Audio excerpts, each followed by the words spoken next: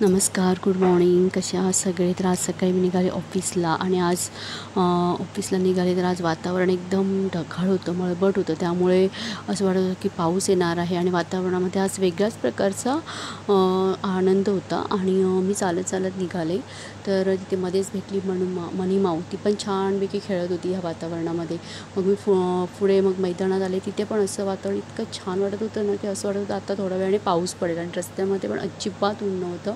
त्यामुळे मला चालायलाही मजा आली. आणि रस्त्याला तर इथे फळंवाले वगैरे बसलेले आणि मालवणी मेवा, आंबे, फळं, काजू, चिक्कू वगैरे घेऊन सगळे भाजीवाले विकत होते आणि त्यामुळे खूप छान वाटत होतं.